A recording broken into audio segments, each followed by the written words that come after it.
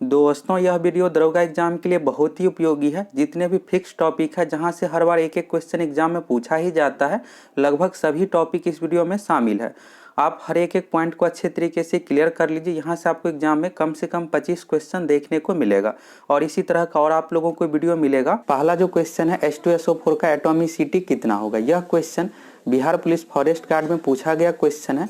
तो चलिए एटॉमिसिटी निकालने का तरीका सीख लीजिए, कैसे निकालते हैं। अगर किसी भी अणु का एटॉमिसिटी पूछा जाएगा तो इसमें आपको क्या करना है, टोटल नंबर ऑफ एटम यानी कुल परमाणुओं की संख्या आपको बताना है कितना है। H2SO4 जो सूत्र है सल्फ्यूरिक अम्ल का सूत्र है, इसको इस तरह से लिखेंगे H2SO4। इसमें आप अगर सिंपल तरीका से बनाना चाहिएगा तो क्या कीजिएगा, इसमें तत्व सबसे पहले आप ढूंढिएगा। जैसे हाइड्रोजन एक तत्व है, हाइड्रोजन का जो संकेत है H होता है। सल्फर एक तत्व है, सल्फर का संकेत S है। ऑक्सीजन एक तत्व है, ऑक्सीजन का संकेत है O। अब सभी की संख्या आपको बताना है। तो हाइड्रोजन यहाँ पर H है और H2 लिखा हुआ है, तो हाइड्रोजन की संख्या जो हो गया यहाँ पर 2 हो गया। सल्फर एक तत्व है और सल्फर की जो संख्या है 1 है। 2 + 1 जोड़ इसलिए रहे हैं कि टोटल संख्या बताना है। ऑक्सीजन एक तत्व है और ऑक्सीजन की संख्या कितनी है, तो 4 है। 2 + 1 + 4। अब सभी को जोड़ दीजिएगा तो जोड़ने के बाद जो हो जाएगा 7, यही आंसर हो जाएगा। तो सिंपल तरीका से बनाने के लिए आप क्या कीजिएगा, सबसे पहले तत्व ढूंढ लीजिएगा और तत्व की संख्या यहाँ पर कितना है। जैसे O4 लिखा हुआ है तो ऑक्सीजन की संख्या जो इसमें हो गया 4 हो गया और सभी को जोड़ दीजिएगा, इस तरह से आंसर हो जाएगा। अगला क्वेश्चन इसी से संबंधित है, देख लीजिए, फिर आपको पूरा समझ में आ जाएगा। अगला क्वेश्चन है कैल्शियम कार्बोनेट का परमाणुवक्ता एटॉमिसिटी कितना होगा। एटॉमिसिटी का जो हिंदी नाम है परमाणुवक्ता है, हिंदी में कहते हैं। तो साइंस से रिलेटेड खास करके क्वेश्चन को आप हिंदी और इंग्लिश दोनों में पढ़ लीजिएगा। क्वेश्चन जो रहेगा दोनों भाषा में दिया हुआ रहेगा, हिंदी और इंग्लिश दोनों में, तो दोनों में पढ़ लीजिएगा, फिर आपको समझ में आ जाएगा। कुछ क्वेश्चन का हिंदी लैंग्वेज आपको समझ में नहीं आएगा और इंग्लिश में आप पढ़िएगा तो फिर समझ में आ जाएगा। कैल्शियम कार्बोनेट का जो सूत्र होता है CaCO3 होता है, इस तरह से इसको लिखेंगे CaCO3। अब इसमें आपको बताना है, तो कैल्शियम एक तत्व है और कैल्शियम की संख्या कितना है, 1 है। परमाणु की संख्या हम बताना है टोटल, तो इसलिए इस तरह से हम सिंपल भाषा में बनाने के लिए तत्व ढूंढ रहे हैं, तत्व की संख्या फिर देख रहे हैं। तो कैल्शियम 1 हो जाएगा। इसके बाद कार्बन, C से कार्बन होता है, तो कार्बन की संख्या कितना है, 1 है, तो 1 + 1 लिखेंगे। अब ऑक्सीजन है तो O3 है, तो ऑक्सीजन की संख्या कितना हो गया, 3 हो गया। अब सभी को आप जोड़ दीजिए, तो 3 + 1 4 होता है, 4 में 1 जोड़िएगा 5, तो 5 यही आंसर हो गया। तो सिंपल तरीका से बनाने के लिए आप क्या कीजिएगा, या तो कोई इस तरह से लिखा हुआ रहेगा कैल्शियम कार्बोनेट, कैल्शियम कार्बोनेट का सूत्र होता है CaCO3, नहीं तो डायरेक्ट दिया हुआ रहेगा CaCO3 का एटॉमिसिटी कितना है। तत्व सबसे पहले ढूंढ लीजिएगा, Ca से होता है कैल्शियम और उसकी संख्या कितना है, इस तरह से आप जोड़ करके आंसर दे दीजिएगा आसानी से। अब अगला है मोनोएटॉमिक। मोनोएटॉमिक का जो हिंदी नाम हुआ एकल परमाणुक। मोनोएटॉमिक मीन्स यह हुआ कि परमाणु की संख्या 1 होना चाहिए। जितने भी अक्रिय गैस होता है सभी मोनोएटॉमिक फॉर्म में होता है, यानी अक्रिय गैस में परमाणुओं की संख्या जो है 1 है। एग्जाम में क्वेश्चन पूछा जाता है तो याद रखिएगा, मोनोएटॉमिक का जो उदाहरण होगा अक्रिय गैस। अक्रिय गैस की जो संख्या है 6 है, जिसमें यहाँ पर सभी का नाम दिया हुआ है, helium, neon, argon, krypton, xenon, radon. सभी नाम याद रखिएगा, एग्जाम में क्वेश्चन पूछा जाता है। अक्रिय गैस का जो दूसरा नाम है उत्कृष्ट गैस और इंग्लिश में नोबेल गैस भी अक्रिय गैस को कहा जाता है। और इनर्ट गैस हो गया, यह सभी नाम आप याद रखिएगा, एग्जाम में यहाँ से क्वेश्चन पूछा जाएगा। हीलियम का जो संकेत है He है, नियॉन का संकेत Ne है, आर्गन का संकेत Ar है, क्रिप्टॉन का संकेत Cr है, जेनॉन का संकेत Xe है और रेडॉन का संकेत Rn है। टोटल जी संख्या अक्रिय गैस की 6 है और सभी अक्रिय गैस मोनोएटॉमिक फॉर्म में होता है, इसमें परमाणु की संख्या 1 है। अब बात करते हैं अक्रिय गैस के अलावा जो भी गैस है, जैसे यहाँ पर क्लोरीन हो गया, ऑक्सीजन हो गया, कार्बन मोनोऑक्साइड, नाइट्रोजन गैस, सभी द्विपरमाणुक अणु डायटोमिक होता है। इसमें परमाणुओं की संख्या जो है 2 है। यहाँ पर देख सकते हैं आप, क्लोरीन है Cl2 हो गया, तो 2 परमाणुओं की संख्या। ऑक्सीजन में O2 हो गया, तो 2 परमाणुओं की संख्या है। इसी तरह CO हो गया, कार्बन मोनोऑक्साइड में कार्बन 1 है और ऑक्सीजन 1 है, तो 2 हो गया परमाणुओं की संख्या। N2 में यानी नाइट्रोजन गैस में भी परमाणुओं की संख्या कितना है, तो 2 है। 2 परमाणुविक अणु हो गए। अगर 2 से अधिक होता है बहुपरमाणुविक अणु कहा जाता है। अगर 2 से अधिक परमाणुओं की संख्या होगा तो बहुपरमाणुविक अणु होगा। जैसे एक उदाहरण है यहाँ पर कार्बन डाइऑक्साइड का, इसमें आप देखिएगा परमाणुओं की जो संख्या 3 है। कार्बन 1 हो गया और ऑक्सीजन का कितना है, O2 है, तो 1 + 2 मिलकर कितना हो गया, 3 हो गया। तो यह CO2 जो होगा बहुपरमाणुविक अणु। अगर H2SO4 दिया हुआ रहेगा कैल्शियम कार्बोनेट, सभी बहुपरमाणुविक अणु का उदाहरण है।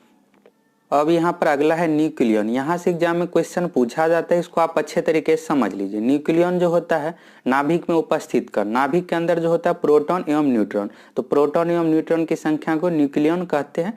या कई बार क्वेश्चन में यहाँ पर एस भी लगा रहेगा, न्यूक्लियंस भी दिया हुआ रहता है। नाभिक से रिलेटेड कुछ बेसिक पॉइंट समझ लीजिए। परमाणु के अंदर नाभिक होता है और नाभिक में जो होता है प्रोटॉन और न्यूट्रॉन होता है। पी से हो गया प्रोटॉन और एन से हो गया न्यूट्रॉन। प्रोटॉन पर जो चार्ज होता है प्लस चार्ज, न्यूट्रॉन पर कोई चार्ज नहीं होता है, और नाभिक के चारों ओर जो चक्कर लगाता है इलेक्ट्रॉन चक्कर लगाता है, यह भी समझ लीजिए। और इलेक्ट्रॉन पर जो चार्ज होता है माइनस का यानी निगेटिव चार्ज होता है। यहाँ से जो बेसिक क्वेश्चन एग्जाम में पूछा जाएगा इस तरह से कि नाभिक में उपस्थित कण है, नाभिक में जो उपस्थित कण है प्रोटॉन एवं न्यूट्रॉन, और नाभिक के चारों ओर चक्कर लगाता है इलेक्ट्रॉन। इलेक्ट्रॉन पर ऋण आवेश, ऋण आवेशित कण है, प्रोटॉन पर प्लस चार्ज होता है यानी धन आवेशित कण है प्रोटॉन, और न्यूट्रॉन पर कोई चार्ज नहीं होता है, न्यूट्रॉन आवेशहीन कण है। यह बेसिक क्लियर हो गया आपको। अब प्रोटॉन एवं न्यूट्रॉन की संख्या को जो कहा जाता है न्यूक्लियॉन्स कहा जाता है, इसको समझ लीजिए, आगे और क्लियर होगा आपको। अब अगला जो है द्रव्यमान संख्या, मास नंबर। तो कुल न्यूक्लियॉन की संख्या, द्रव्यमान संख्या बराबर आप सभी याद किए होंगे कि प्रोटॉन प्लस न्यूट्रॉन की संख्या। ए से हो गया द्रव्यमान संख्या को ए से डिनोट करते हैं, पी से हो गया प्रोटॉन, एन से हो गया न्यूट्रॉन की संख्या, यह हो गया। लेकिन एग्जाम में जो क्वेश्चन पूछा जाता है यहाँ से कई बार इस तरह से पूछा जाएगा, द्रव्यमान संख्या है और ऑप्शन में दिया हुआ नहीं रहेगा प्रोटॉन प्लस न्यूट्रॉन की संख्या, और एक चौथा ऑप्शन रहता है इनमें से कोई नहीं। तो अगर आपको न्यूक्लियन के बारे में नहीं पता है तो आप आंसर दीजिएगा इनमें से कोई नहीं, क्योंकि आप याद किए हैं कि प्रोटॉन प्लस न्यूट्रॉन की संख्या द्रव्यमान संख्या बराबर है, यह ऑप्शन में रहेगा ही नहीं, इनमें से कोई नहीं दीजिएगा। लेकिन एक ऑप्शन में रहता है न्यूक्लियन की संख्या भी, तो द्रव्यमान संख्या बराबर जो है कुल न्यूक्लियन की संख्या, और न्यूक्लियन के अंदर प्रोटॉन एवं न्यूट्रॉन होता है, तो इस तरह से द्रव्यमान संख्या बराबर प्रोटॉन प्लस न्यूट्रॉन की संख्या। अगर प्रोटॉन प्लस न्यूट्रॉन की संख्या ऑप्शन में नहीं रहेगा तो आपको कुल न्यूक्लियन की संख्या आंसर देना है। न्यूक्लियन के अंदर आ गया प्रोटॉन प्लस न्यूट्रॉन की संख्या दोनों। अब यहाँ से आपको अच्छे तरीके से क्लियर हो गया होगा। अब अगला क्वेश्चन इकोनॉमिक्स से संबंधित है। भारतीय अर्थव्यवस्था मिश्रित अर्थव्यवस्था है। यहाँ से एग्जाम में सिंपल सा क्वेश्चन पूछा जाता है कि भारत में अर्थव्यवस्था किस प्रकार है, मिश्रित अर्थव्यवस्था है। मिश्रित अर्थव्यवस्था का अर्थ हुआ सार्वजनिक एवं निजी क्षेत्र दोनों की भूमिका, सार्वजनिक यानी पब्लिक सेक्टर और निजी हो गया प्राइवेट सेक्टर, या फिर आप इसको इस तरह से भी कह सकते हैं गवर्नमेंट एवं प्राइवेट क्षेत्र, इसमें दोनों की भूमिका है। यह तो हो गया मिश्रित अर्थव्यवस्था। यहाँ से आपको और कुछ बेसिक पॉइंट याद रखना है, पूंजीवादी अर्थव्यवस्था और समाजवादी अर्थव्यवस्था। पूंजीवादी अर्थव्यवस्था में जो अधिकार होता है निजी यानी प्राइवेट सेक्टर का अधिकार होता है, और समाजवादी अर्थव्यवस्था में सार्वजनिक यानी पब्लिक सेक्टर या फिर गवर्नमेंट सेक्टर की भागीदारी होता है। एग्जाम में तीनों पॉइंट अच्छे तरीके से क्लियर कर लीजिए। क्वेश्चन इस तरह से पूछा जाएगा, समाजवादी अर्थव्यवस्था का तात्पर्य है, समाजवादी अर्थव्यवस्था में जो है गवर्नमेंट सेक्टर की भागीदारी है, पूंजीवादी अर्थव्यवस्था में प्राइवेट सेक्टर की भागीदारी है, और मिश्रित अर्थव्यवस्था में दोनों यानी गवर्नमेंट एवं प्राइवेट दोनों की भागीदारी है। तो भारत में अर्थव्यवस्था जो है मिश्रित अर्थव्यवस्था है। अब अगला पॉइंट है भारतीय अर्थव्यवस्था विकासशील अर्थव्यवस्था, यानी विकास कर रहा है। विकासशील का अर्थ हुआ कि विकास अभी कर ही रहा है, तो भारतीय अर्थव्यवस्था जो है विकासशील है। कई बार ऑप्शन में विकासशील नहीं दिया हुआ रहता है, तो ऑप्शन दिया हुआ रहेगा इस तरह से विकसित, अल्प विकसित, बहुत अधिक विकसित। भारत की अर्थव्यवस्था जो अल्प विकसित है यानी कम विकसित है, यानी विकास कर ही रहा है। तो विकासशील अगर ऑप्शन में नहीं दिया हुआ रहेगा तो अल्प विकसित आपको आंसर देना है। अब यहाँ पर है अर्थव्यवस्था के क्षेत्र। अर्थव्यवस्था के 3 क्षेत्र है, पहला है प्राथमिक, दूसरा है द्वितीयक क्षेत्र, तीसरा है तृतीयक क्षेत्र। प्राथमिक क्षेत्र के अंतर्गत कृषि आते हैं, द्वितीयक क्षेत्र के अंतर्गत उद्योग निर्माण, और तृतीयक क्षेत्र के अंतर्गत सेवा। कृषि क्षेत्र के अंतर्गत हो गया कृषि, वानिकी, मत्स्य यानी मछली उत्पादन, खनन, पशुपालन, यह सभी कृषि क्षेत्र से संबंधित है यानी प्राथमिक क्षेत्र से संबंधित है। एग्जाम में यहाँ से एक क्वेश्चन पूछा जाएगा, इसको अच्छे तरीके से समझ लीजिए। द्वितीयक क्षेत्र के अंतर्गत हो गया उद्योग, निर्माण, विनिर्माण, विद्युत, गैस, जलापूर्ति।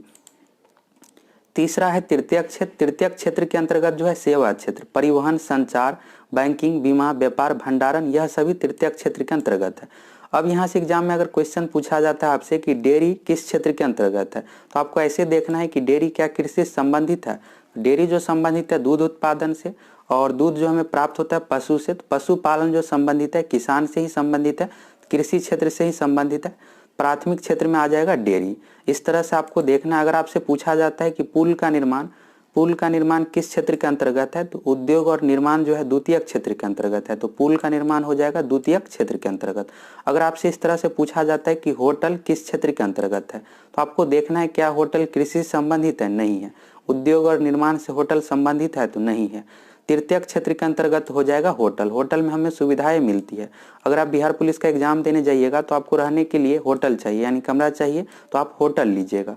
सेवा, होटल में जो हमें मिलती है सुविधाएं यानी सेवा मिलती है, तो तृतीयक क्षेत्र हो जाएगा। तृतीयक क्षेत्र में है सेवा क्षेत्र, परिवहन, संचार, बैंकिंग, बीमा, व्यापार, भंडारण। अब आपको यहाँ से अच्छे तरीके से क्लियर हो गया होगा, तो यहाँ से एग्जाम में क्वेश्चन एक पूछा जाएगा। अब अगला है मानव विकास सूचकांक। मानव विकास सूचकांक को शॉर्ट में HDI कहते हैं, ह्यूमन डेवलपमेंट इंडेक्स के अंतर्गत 3 सूचकांक आते हैं। यहाँ से जो क्वेश्चन पूछा जाएगा इस तरह से कि मानव विकास सूचकांक के अंतर्गत नहीं आते हैं, तो इसके अंतर्गत 3 है, जीवन प्रत्याशा सूचकांक, शिक्षा सूचकांक और आय सूचकांक यानी प्रति व्यक्ति है। अगर इसके अलावा कोई ऑप्शन में दिया हुआ रहेगा तो वह आंसर हो जाएगा, यह सूचकांक के अंतर्गत नहीं है। तो अच्छे तरीके से याद रख लीजिए, मानव विकास सूचकांक के अंतर्गत है जीवन प्रत्याशा सूचकांक, शिक्षा सूचकांक, आय सूचकांक। आय सूचकांक के जगह पर दिया हुआ रहेगा प्रति व्यक्ति आय भी। अब अगला है UNDP। UNDP का फुल फॉर्म पूछा जाता है, यूनाइटेड नेशन डेवलपमेंट प्रोग्राम इसका फुल फॉर्म हुआ। हिंदी नाम हुआ संयुक्त राष्ट्र विकास कार्यक्रम के द्वारा SDI ह्यूमन डेवलपमेंट इंडेक्स एवं SDR ह्यूमन डेवलपमेंट रिपोर्ट जारी किया जाता है। अभी जो आप पढ़े हैं मानव विकास सूचकांक में कि 3 कैटेगरी लिया जाता है, SDI ह्यूमन डेवलपमेंट इंडेक्स और SDR जो जारी करता है संयुक्त राष्ट्र विकास कार्यक्रम।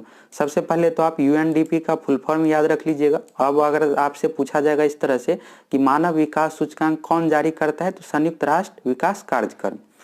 अब चलिए अगला पॉइंट है भारत मानव विकास रिपोर्ट। इसमें भारत के राज्यों को लिया जाता है। भारत मानव विकास रिपोर्ट में 3 सूचकांक का उपयोग किया जाता है, उपभोग व्यय, आय गणना से संबंधित है, शिक्षा और स्वास्थ्य। तीनों यहाँ पर कैटेगरी याद रख लीजिएगा।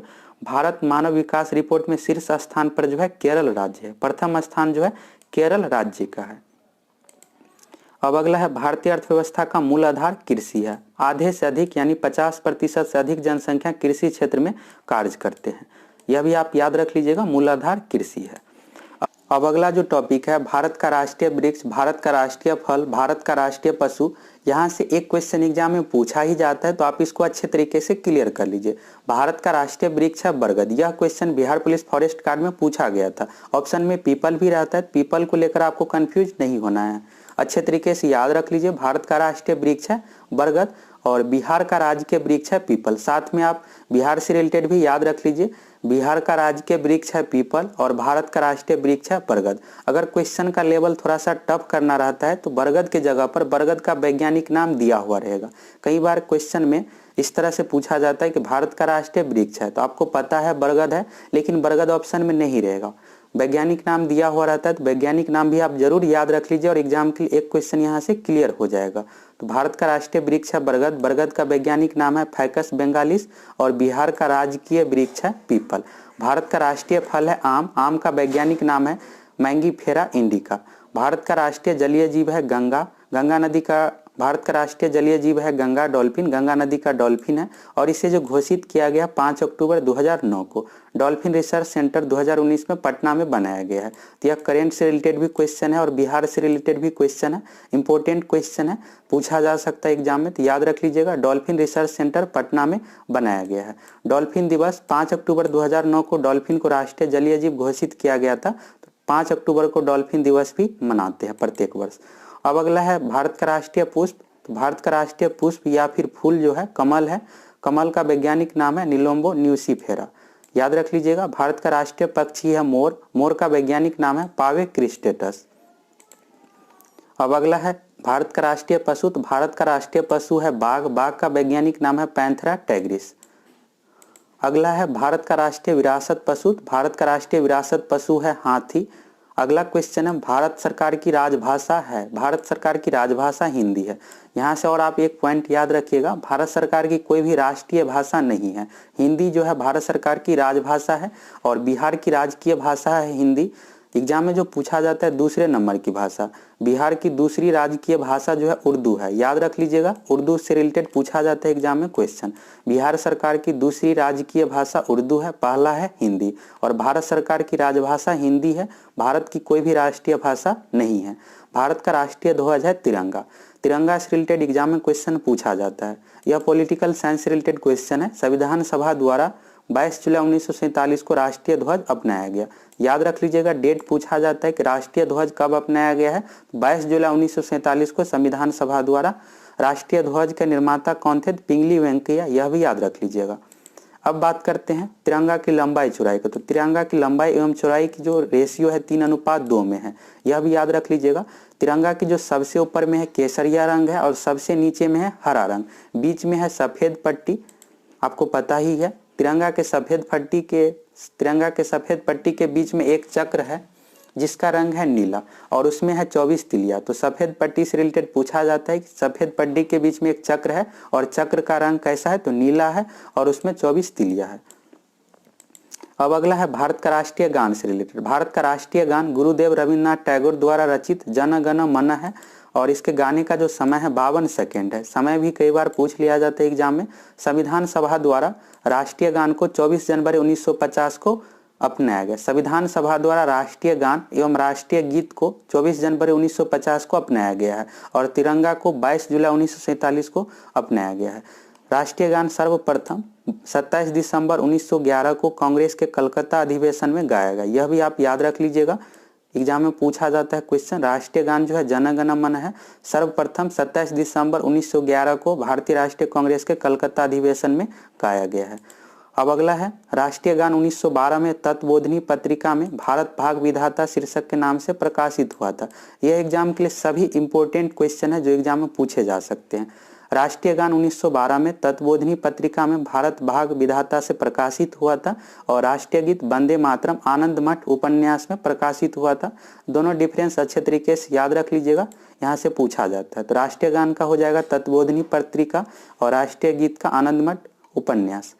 अगला है 1919 में स्वयं रविन्द्रनाथ टैगोर जी ने मॉर्निंग सॉन्ग ऑफ इंडिया शीर्षक में इसका अंग्रेजी अनुवाद किया था। अब है यहाँ पर राष्ट्रीय गीत से रिलेटेड। भारत का राष्ट्रीय गीत है वंदे मातरम और इसके रचयिता कौन है? तो बंकिम चंद्र चटर्जी। राष्ट्रीय गान के रचयिता है रविन्द्रनाथ टैगोर जी। अगला है संविधान सभा द्वारा राष्ट्रीय गीत 24 नवंबर 1950 को अपनाया गया था। राष्ट्रीय गान एवं राष्ट्रीय गीत 24 जनवरी 1950 को अपनाया गया है।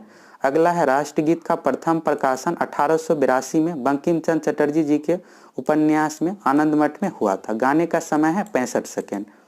आनंद मठ उपन्यास का नाम अच्छे तरीके से याद रख लीजिएगा। और तत्वबोधिनी पत्रिका में राष्ट्रीय गान जन गण मन और आनंद मठ उपन्यास में राष्ट्रीय गीत वंदे मातरम प्रकाशित हुआ था। अगला है भारत का राष्ट्रीय पंचांग से रिलेटेड। भारत का राष्ट्रीय पंचांग शक संवत पर आधारित है। इसे 22 मार्च 1957 को अपनाया गया था। यहाँ पर जो पूछा जाता है, पहला तो शक संवत से रिलेटेड पूछा जाएगा कि भारत का राष्ट्रीय पंचांग आधारित है शक संवत, विक्रम संवत, इस तरह से ऑप्शन में दिया हुआ रहता है। तो शक संवत पर आधारित है राष्ट्रीय पंचांग यानी राष्ट्रीय कैलेंडर। राष्ट्रीय कैलेंडर का जो प्रथम माह है चैत्र है और अंतिम माह फाल्गुन है। यह कई बार एग्जाम में क्वेश्चन पूछा गया है। अब क्वेश्चन का लेवल थोड़ा सा टफ करना रहेगा, तो इस तरह से पूछ दिया जाएगा राष्ट्रीय कैलेंडर का दूसरा माह कौन सा है? तो चैत्र के बाद होता है बैसाख, तो बैसाख आंसर हो जाएगा। अब अगला पॉइंट राष्ट्रीय दिवस से संबंधित है जिसके अंतर्गत है 15 अगस्त, 26 जनवरी, 2 अक्टूबर। 15 अगस्त हो गया स्वतंत्रता दिवस, 26 जनवरी गणतंत्र दिवस और 2 अक्टूबर हो गया गांधी जयंती। यह सभी है राष्ट्रीय दिवस। अब अगला क्वेश्चन है भारत का राष्ट्रीय चिन्ह या फिर मोहर। भारत का राष्ट्रीय चिन्ह या मोहर जो है अशोक चक्र है जो सारनाथ स्थित अशोक के सिंह स्तंभ की अनुकृति है। अगला जो क्वेश्चन है, भारत सरकार ने राष्ट्रीय चिन्ह 26 जनवरी 1950 को अपनाया है। जितने भी डेट से रिलेटेड पॉइंट है जरूर याद रख लीजिएगा, एग्जाम में डेट से रिलेटेड क्वेश्चन पूछा जाता है। अब अगला क्वेश्चन उत्तल दर्पण एवं अवतल दर्पण के उपयोग से संबंधित है। यहाँ से एक क्वेश्चन एग्जाम में पूछा जाएगा, इसको आप अच्छे तरीके से क्लियर कर लीजिए। उत्तल दर्पण का जो इंग्लिश नाम है कन्वेक्स मिरर है और अवतल दर्पण का इंग्लिश नाम है कनकेव मिरर। इंग्लिश नाम भी जरूर याद रख लीजिएगा। उत्तल दर्पण का उपयोग गाड़ी के पश्च दृश्य, साइड मिरर, पृष्ठ दृश्य दर्पण, रियर व्यू मिरर में करते हैं। यहाँ से एग्जाम में जो क्वेश्चन पूछा जाएगा इस तरह से, गाड़ी के साइड मिरर में कौन सा दर्पण का उपयोग करते हैं? उत्तल दर्पण का उपयोग करते हैं, कई बार उत्तल दर्पण ऑप्शन में नहीं रहता है, इंग्लिश नाम ही दिया हुआ रहता है, तो कन्वेक्स मिरर भी जरूर याद रख लीजिए।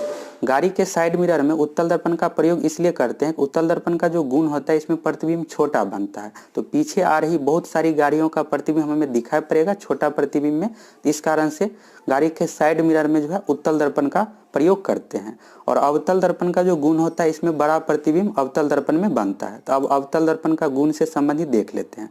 अवतल दर्पण का प्रयोग जो करते हैं गाड़ी की हेडलाइट एवं सर्च लाइट में करते हैं। यहाँ से question Bihar police driver exam में 29 दिसंबर को पूछा गया था कि गाड़ी की हेडलाइट में कौन सा दर्पण का प्रयोग करते हैं, तो अवतल दर्पण का। अवतल दर्पण का जो गुण है इसमें प्रतिबिंब बड़ा बनता है, और दूसरा गुण इसका है यह प्रकाश को फैलने नहीं देता है।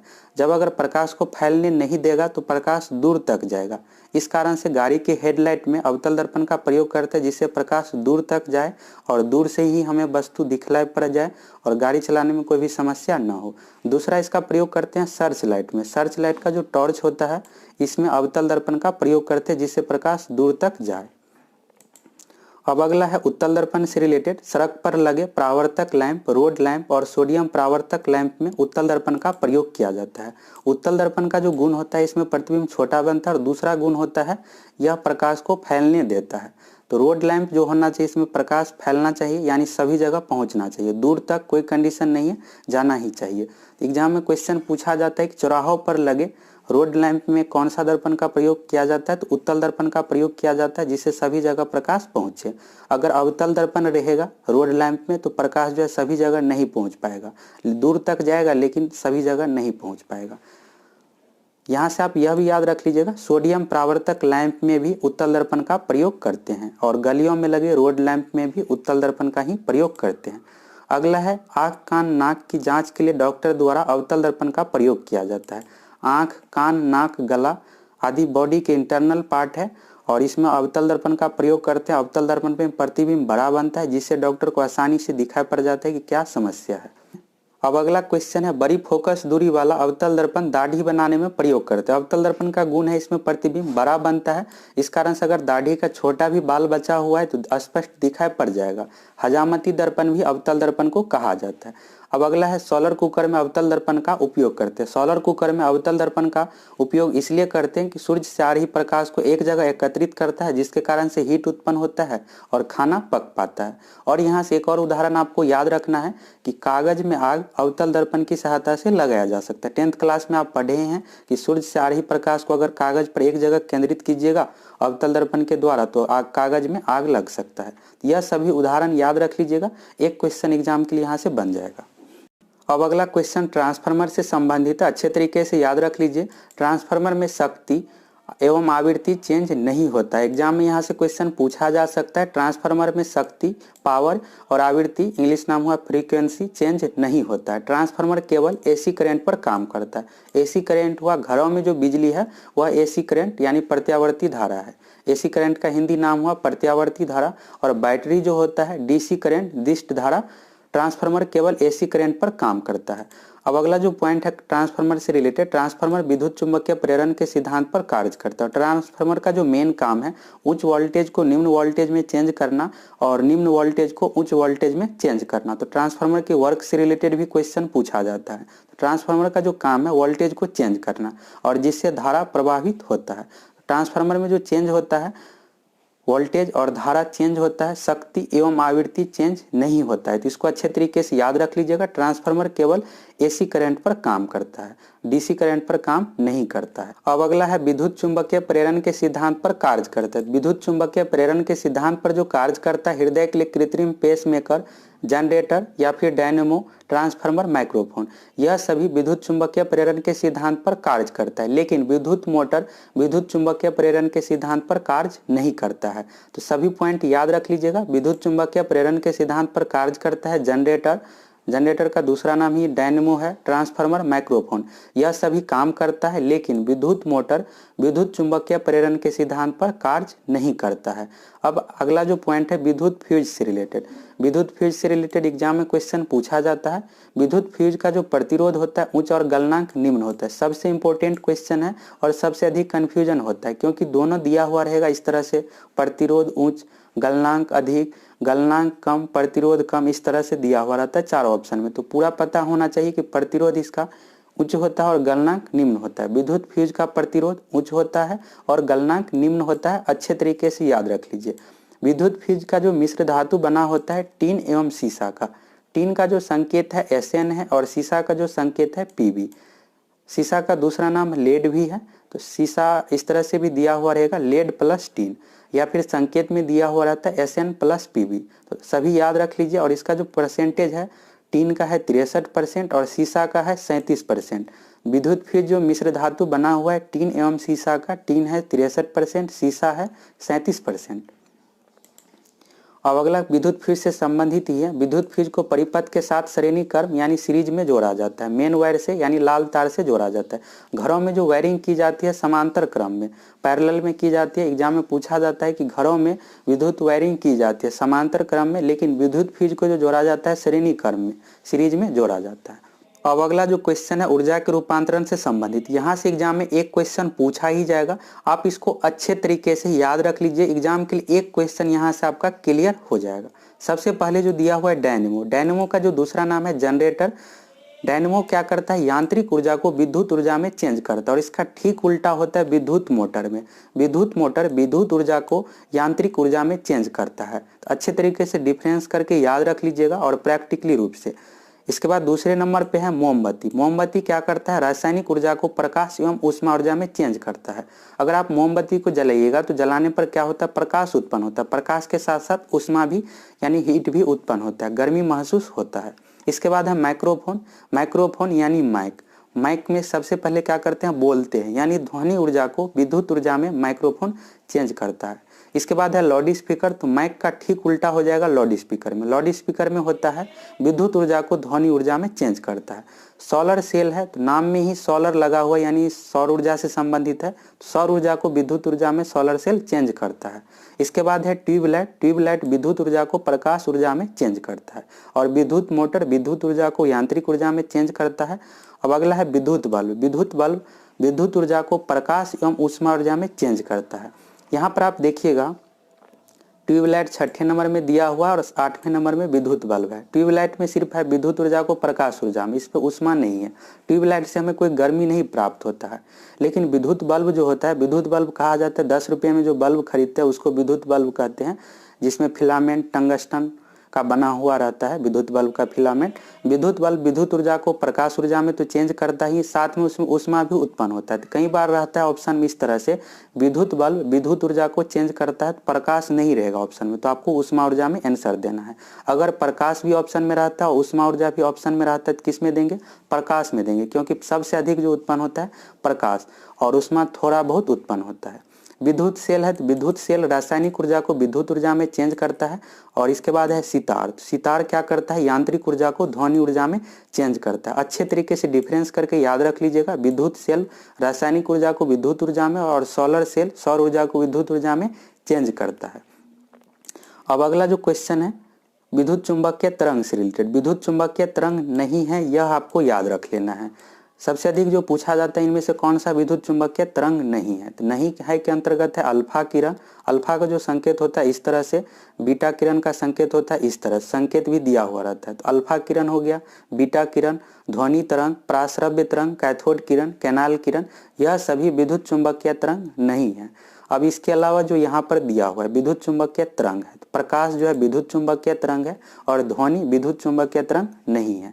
विद्युत चुंबकीय तरंग जिसके संचरण के लिए माध्यम की आवश्यकता ना हो, तो प्रकाश के संचरण के लिए कोई भी माध्यम की आवश्यकता नहीं होती है। प्रकाश हो गया विद्युत चुंबकीय तरंग, गामा किरण, इसके बाद एक्स किरण, परावैंगनी किरण, और अवरक्त विकिरण, रेडियो तरंग, दृश्य विकिरण। गामा किरण का जो साइन होता है इस तरह से वाई की तरह होता है, अल्फा का यह साइन हो गया, और बीटा का इस तरह से साइन होता है बी की तरह। तो अच्छे तरीके से संकेत भी याद रख लीजिएगा। अब अगला जो पॉइंट है लाल रंग से संबंधित, लाल रंग से संबंधित एग्जाम में जितने भी क्वेश्चन पूछे जाते हैं सभी यहाँ पर शामिल किए हैं। बिहार दरोगा एसआई एग्जाम में 22 दिसंबर को फर्स्ट शिफ्ट में पूछा गया था किस रंग का प्रकीर्णन सबसे कम होता है, तो लाल रंग का प्रकीर्णन सबसे कम होता है। चलिए एक एक करके देख लेते हैं शुरू से। सबसे अधिक तरंगदैर्घ्य होता है लाल रंग का, सबसे कम आवृत्ति होता है लाल रंग का, सबसे कम प्रकीर्णन होता है लाल रंग का, सबसे कम अपवर्तनांक होता है लाल रंग का, अगर तारा दूर जा रहा है तो दिखलाई जो पड़ेगा लाल रंग। अब आपको याद जो रखना है, सिर्फ एक याद रखना है तरंगदैर्घ्य, बाकी सब में आपको कम आंसर देना है। जैसे यहाँ पर आप देख सकते हैं सबसे अधिक जो तरंगदैर्घ्य है लाल रंग का, बाकी सभी में कम है। सबसे कम आवृत्ति, सबसे कम प्रकीर्णन, सबसे कम अपवर्तनांक लाल रंग का है। अगर तारा दूर जा रहा है तो उस कंडीशन में आपको लाल रंग आंसर देना है।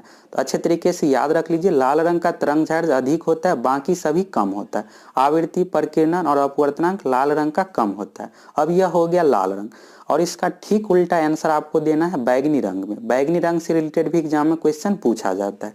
जैसे लाल रंग में सबसे अधिक तरंगदैर्घ्य है तो बैगनी रंग में हो जाएगा सबसे कम तरंगदैर्घ्य, और आवृत्ति लाल रंग में कम है तो बैगनी रंग में हो जाएगा अधिक प्रकीर्णन, आवृत्ति अधिक और अपवर्तनांक अधिक हो जा रहा है। अगर तारा दूर जा रहा है लाल रंग में है तो बैगनी रंग में हो जाएगा तारा नजदीक आ रहा है। चलिए अब बैगनी रंग से रिलेटेड देख लीजिए। बैगनी रंग में है सबसे कम तरंगदैर्घ्य और बाकी सभी अधिक ही होगा। बैगनी रंग में सबसे कम तरंगदैर्घ्य, सबसे ज्यादा आवृत्ति, सबसे अधिक प्रकीर्णन, सबसे अधिक अपवर्तनांक और तारा नजदीक आ रहा है। तो यहाँ से आपको याद रखना है सिर्फ लाल का, लाल रंग का तरंगदैर्घ्य अधिक होता है, बाकी सभी कम होता है। और इसका ठीक उल्टा आपको क्या कर देना है, बैगनी में आंसर देना है। तो यहाँ से अच्छे तरीके से क्लियर कर लीजिए, एक क्वेश्चन एग्जाम में पूछा जा सकता है। अब अगला है इंद्रधनुष से रिलेटेड। इंद्रधनुष के जो बीच का रंग होता है हरा रंग होता है, यह भी आप याद रख लीजिएगा। अब अगला है निकट दृष्टि दोष और दूर दृष्टि दोष से रिलेटेड। निकट दृष्टि दोष को जो इंग्लिश में कहते हैं मायोपिया कहते हैं। कई बार निकट दृष्टि दोष के जगह पर दिया हुआ रहता है कि मायोपिया के उपचार के लिए कौन सा लेंस का प्रयोग करते हैं, निकट दृष्टि दोष या फिर मायोपिया के उपचार के लिए अवतल लेंस का प्रयोग करते हैं। निकट दृष्टि दोष में दूर की वस्तु दिखाई नहीं देता है। निकट दृष्टि दोष में निकट का वस्तु दिखलाई पड़ता है लेकिन दूर का वस्तु दिखलाई नहीं पड़ता। इसका ठीक उल्टा हो जाएगा दूर दृष्टि दोष में। दूर दृष्टि दोष का जो इंग्लिश नाम है हाइपरमेट्रोपिया। हाइपरमेट्रोपिया के निवारण के लिए उत्तल लेंस का प्रयोग करते हैं दूर दृष्टि दोष में, और इसमें निकट की वस्तु दिखलाई नहीं पड़ता है। दूर दृष्टि दोष में दूर का वस्तु दिखलाई पड़ता है और निकट का वस्तु दिखलाई नहीं पड़ता है। अच्छे तरीके से याद रख लीजिएगा, निकट दृष्टि दोष के उपचार के लिए अवतल लेंस और दूर दृष्टि दोष के उपचार के लिए उत्तल लेंस का प्रयोग करते हैं। अब अगला जो है आंख से रिलेटेड, अस्पष्ट दृष्टि की न्यूनतम दूरी जो है 25 सेंटीमीटर है।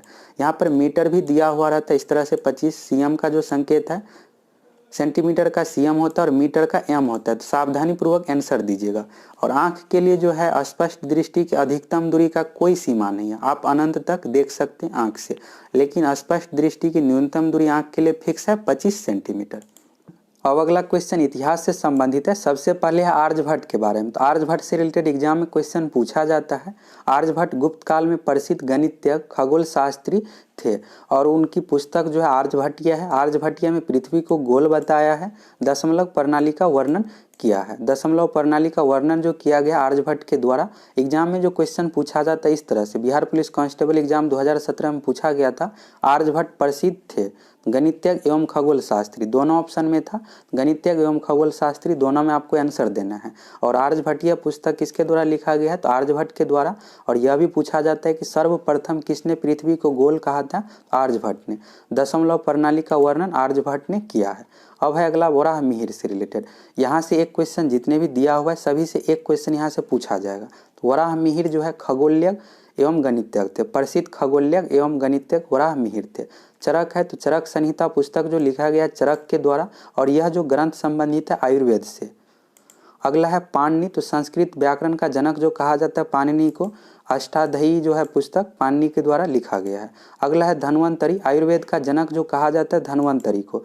पतंजलि है तो योग दर्शन से संबंधित है, महर्षि कनाद परमाणुवाद के पिता कहा जाता है। अब अगला है चाणक्य। चाणक्य से रिलेटेड एग्जाम में क्वेश्चन पूछा जाता है, तो इसको अच्छे तरीके से क्लियर कर लीजिए। चाणक्य का जो दूसरा नाम है कौटिल्य विष्णुगुप्त, सभी नाम आपको याद रखना है। चाणक्य का दूसरा नाम है कौटिल्य विष्णुगुप्त। चाणक्य कौन था, चंद्रगुप्त मौर्य के प्रधानमंत्री, या फिर ऑप्शन में रहता है महामंत्री, मंत्री, इस तरह से दिया हुआ रहता है। चंद्रगुप्त मौर्य मौर्य वंश के संस्थापक थे और चंद्रगुप्त मौर्य के गुरु थे चाणक्य। चाणक्य के द्वारा पुस्तक लिखा गया अर्थशास्त्र। यह पुस्तक जो संबंधित है मौर्यकालीन राज व्यवस्था का वर्णन इसमें किया गया है। मौर्य वंश के संस्थापक थे चंद्रगुप्त मौर्य और उसके गुरु थे चाणक्य। अर्थशास्त्र पुस्तक में 15 अधिकरण है और यह पुस्तक प्रशासन से संबंधित है। अधिकरण से रिलेटेड एग्जाम में पूछा जाएगा क्वेश्चन कि अर्थशास्त्र पुस्तक में कितने अधिकरण है, तो 15 अधिकरण या भाग 15 भाग है अर्थशास्त्र पुस्तक में। अगला जो है यह एग्जाम के लिए इम्पोर्टेंट है, यहाँ से बिहार दरोगा ऐसा एग्जाम में भी क्वेश्चन पूछा गया था। इंडिया ओपिनियन पत्रिका तो महात्मा गांधी जी के द्वारा प्रकाशित किया गया है। जब गांधी जी दक्षिण अफ्रीका में थे तो इंडिया ओपिनियन पत्रिका प्रकाशित किया था और यह यंग इंडिया हो गया, नवजीवन, हरिजन, यह सभी भारत में आकर प्रकाशित किया है। सभी याद रख लीजिएगा, इंडिया ओपिनियन, यंग इंडिया, नवजीवन, हरिजन, यह सभी गांधी जी के द्वारा प्रकाशित पत्रिका है। अब यहाँ पर 2 बुक का नाम है जो कि याद रख लेना है आपको, सत्य के प्रयोग एवं हिंद स्वराज। हिंद स्वराज जो क्वेश्चन है यह बिहार पुलिस ड्राइवर एग्जाम में पूछा गया है। सत्य के प्रयोग एवं हिंद स्वराज महात्मा गांधी जी द्वारा लिखा गया पुस्तक है। अब अगला क्वेश्चन है जल प्रदूषण से होने वाली बीमारी। जल प्रदूषण से जो होने वाली बीमारी है पीलिया, हेपेटाइटिस, टाइफाइड, हैजा, दस्त, पेचिस, यह सभी का जो कारण है जल प्रदूषण। एग्जाम में क्वेश्चन इस तरह से पूछा जाएगा कि टाइफाइड होने का कारण। ऑप्शन में जल प्रदूषण दिया हुआ रहेगा तो आंसर देना है, नहीं तो जल प्रदूषण के जगह पर दिया हुआ रहता है प्रदूषित खाद्य पदार्थ, प्रदूषित भोजन के द्वारा, नहीं तो प्रदूषित जल के पीने से यह सभी बीमारी होता है। अब आगे जो भी है दोस्तों एग्जाम के लिए इम्पोर्टेंट है, मिनीमाटा, इटाई, ब्लू बेबी सिंड्रोम, यह सभी एग्जाम में यहाँ से क्वेश्चन पूछा जाता है। तो मिनीमाटा का जो कारण है पारा, एग्जाम में पूछा जाता है। तो मिनीमाटा का कारण है पारा, पारा का संकेत होता है Hg और पारा का जो दूसरा नाम है मरकरी है। तो ऑप्शन में पारा दिया हुआ रहेगा, नहीं तो संकेत दिया हुआ रहेगा या फिर मरकरी दिया हुआ रहेगा। अगला है इटाई होने का जो कारण है कैडमियम इसका कारक है, याद रख लीजिएगा। अगला है blue baby syndrome. Blue baby syndrome जो होता है नाइट्रेट के कारण से। अगला है ब्लैक फुट का जो कारण है आर्सेनिक है। एग्जाम में पूछा जाएगा, जरूर याद रख लीजिए। केकाल फ्लोरोसिस का जो कारण है फ्लोराइड है। केकाल फ्लोरोसिस के जगह पर सिर्फ इतना ही दिया हुआ रहेगा फ्लोरोसिस का जो कारण है फ्लोराइड है। अब देख लेते हैं वायु प्रदूषण से होने वाली बीमारी।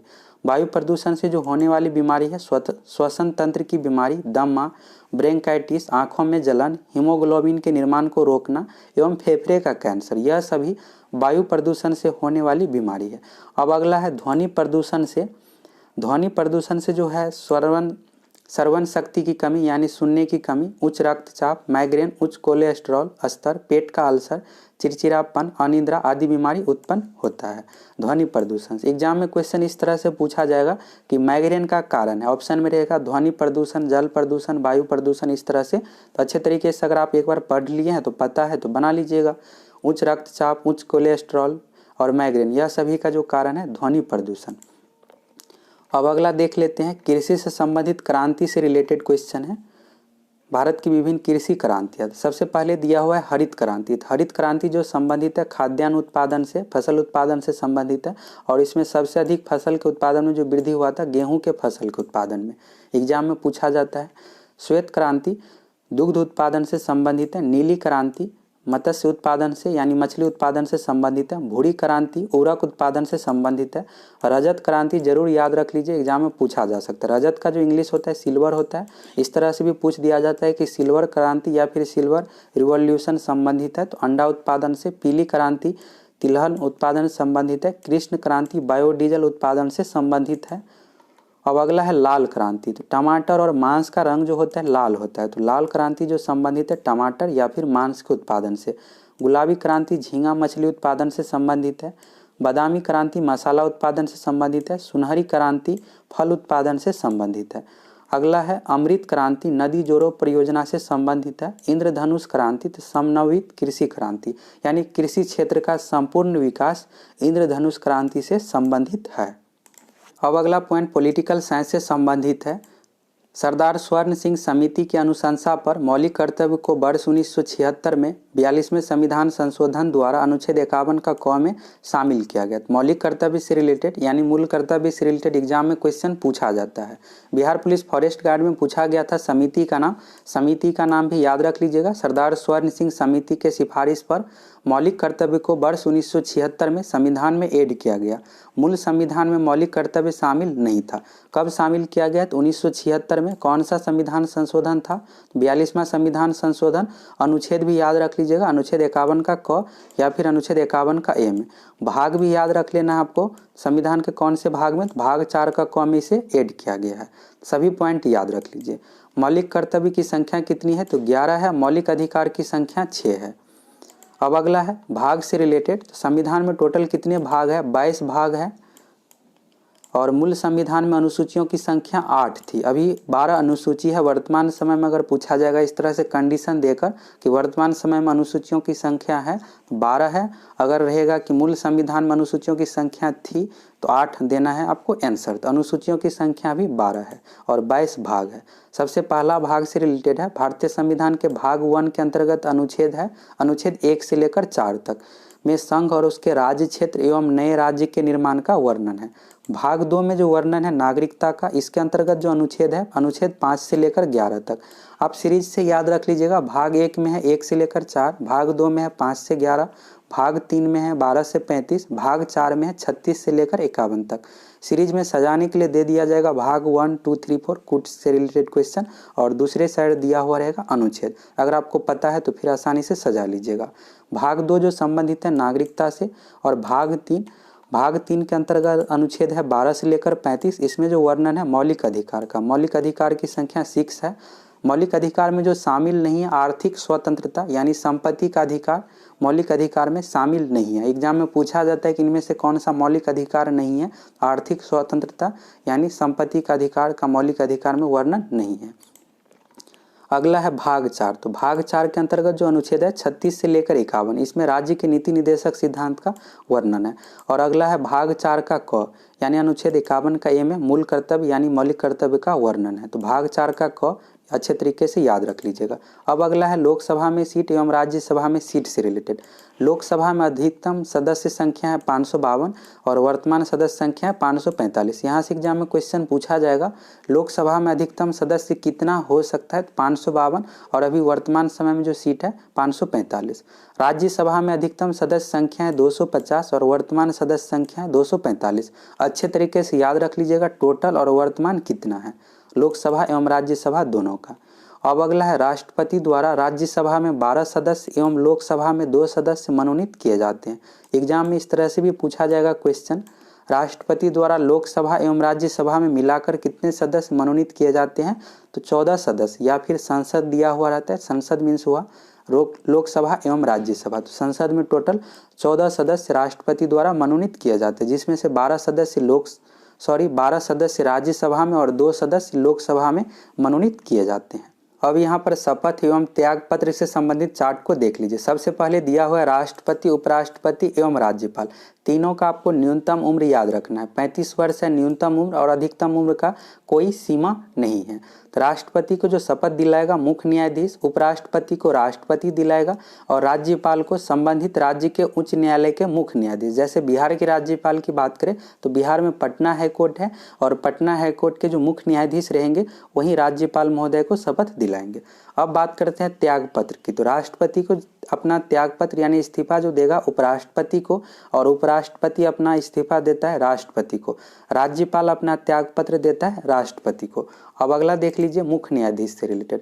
मुख्य न्यायाधीश को शपथ जो दिलाता है राष्ट्रपति दिलाता है और प्रधानमंत्री को जो शपथ दिलाता है राष्ट्रपति। मुख्य न्यायाधीश अपना जो इस्तीफा देता है राष्ट्रपति को और प्रधानमंत्री भी अपना इस्तीफा देता है राष्ट्रपति को। सभी यहाँ से क्लियर करके याद रख लीजिए। यहाँ से एक क्वेश्चन पूछा जा सकता है शपथ एवं त्याग पत्र से रिलेटेड। अब अगला क्वेश्चन बायोलॉजी से रिलेटेड है और सभी इंपॉर्टेंट क्वेश्चन है। एक कोशिकीय जीव जो है अमीबा, पैरामीशियम, प्लाज्मोडियम, यूग्लिना। सबसे अधिक पूछा जाता है अमीबा से रिलेटेड।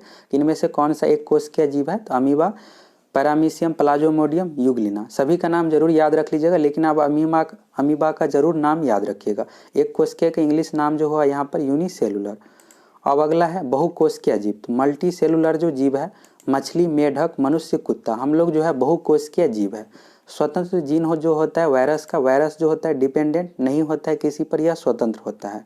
विषाणु में यानी वायरस में सजीव एवं निर्जीव दोनों के लक्षण पाए जाते हैं। एग्जाम में पूछा जाता है कि इनमें से किसमें सजीव एवं निर्जीव दोनों के लक्षण पाए जाते हैं, तो विषाणु में बैक्टीरिया यानी जीवाणु जो होता है डिपेंडेंट होता है यानी निर्भर यह होता है, यह स्वतंत्र नहीं होता है।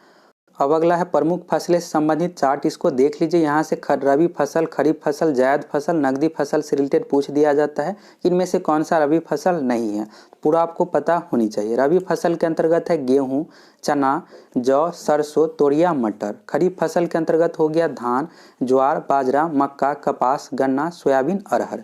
जायद फसल के अंतर्गत हो गया मूंग, उड़द, तरबूज, ककड़ी, खरबूजा, सूरजमुखी। नकदी फसल के अंतर्गत हो गया तिलहन, गन्ना, चुकंदर, चाय, कपास, जूट, मेस्टा, कहवा, तंबाकू, दलहन। नकदी फसल कहा जाता है जिसको बेचकर हमें पैसा प्राप्त होता है, जैसे धान और गेहूं की खेती जो किसान करता है अपने खाने के लिए, बेचने के लिए नहीं करता है मुख्य रूप से। लेकिन नकदी फसल जैसे हो गया, चाय की खेती बेचने के लिए करता है, तो चाय को बेचकर पैसा प्राप्त होता है, उसे नकदी यानी कैश, नकदी का इंग्लिश नाम जो होता है कैश होता है, कैश हमें प्राप्त होता है, तो उसे फसल को नकदी फसल कहा जाता है। अब अगला है शरीर की सबसे छोटी ग्रंथि है। शरीर की सबसे छोटी ग्रंथि जो है पिट्यूटरी ग्रंथि है। पिट्यूटरी ग्रंथि का हिंदी नाम है पीयूष। यह मस्तिष्क में पाया जाता है, इसे मास्टर ग्रंथि कहते हैं। बिहार पुलिस ड्राइवर एग्जाम में क्वेश्चन इस तरह से पूछा गया था कि पिट्यूटरी ग्रंथि कहाँ पाया जाता है, तो यह मस्तिष्क में पाया जाता है। शरीर की सबसे छोटी ग्रंथि है, हिंदी नाम हुआ पीयूष ग्रंथि और इसे मास्टर ग्रंथि भी कहते हैं। पिट्यूटरी ग्रंथि से रिलेटेड जितने भी पॉइंट थे सभी शामिल किए। यहाँ से हो सकता है एक क्वेश्चन पूछा जा सकता है एग्जाम में, अच्छे तरीके से सभी पॉइंट को आप क्लियर कर लीजिए।